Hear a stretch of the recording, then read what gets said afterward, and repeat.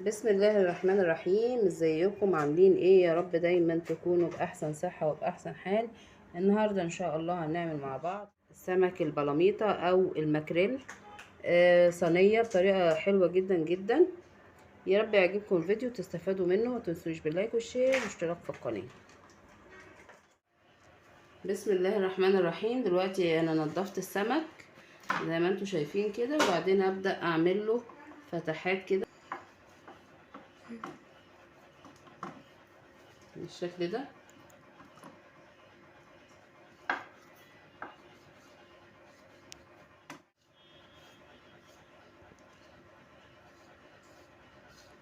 دلوقتي انا عندي هنا الخلطة ديت عبارة عن توم وفلفل وخضرة وكزبرة وكمون وخل وليمون. هنبدأ بقى الخلطة دي هنعمل بيها السمك كله في قلبه كده، السمكة تتشرب من الخلطة كلها.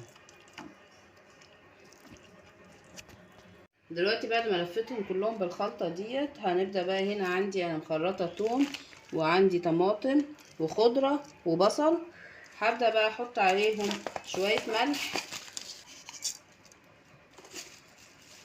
وكمون وكزبرة ناشفة وكمون وبابريكا.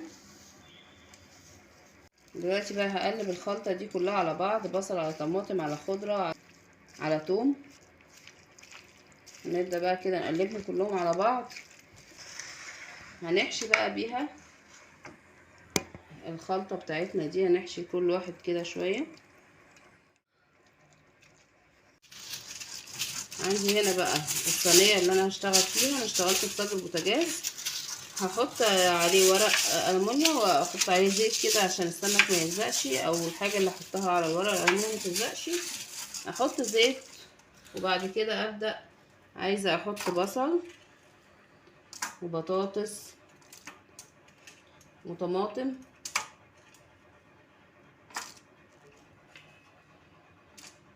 طبعا مقطعه رفيع عشان تستوى.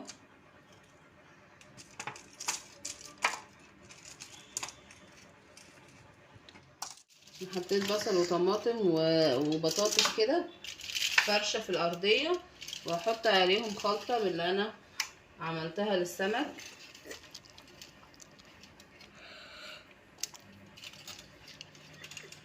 هبدا بقى ارص السمك.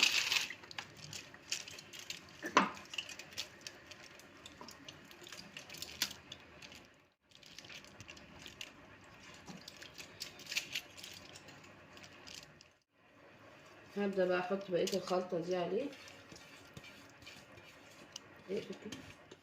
دلوقتي بقى عشان نديها لون كده حلو، هحط عليها صلصه كده هتديها لون احمر حلو عند التقديم. وبعدين احط لها الزيت. لو عندك شرايح ليمون بقى حطيها فوقيها في الوقت ده. دلوقتي بقى نحط زيت.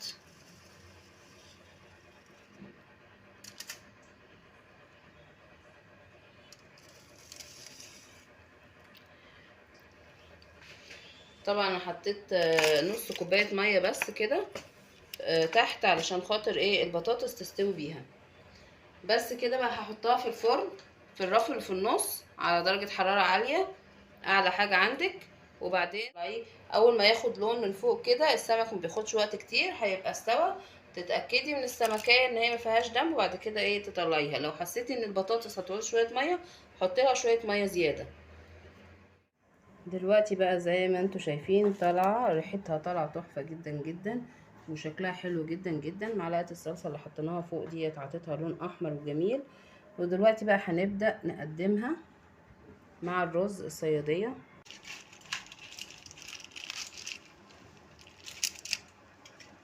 ايه رايكم في الشكل؟ حلو جدا جدا. يا رب يعجبكم الفيديو وتستفادوا منه، ما تنسوش باللايك والشير والاشتراك في القناه. وشكرا، والسلام عليكم ورحمه الله وبركاته.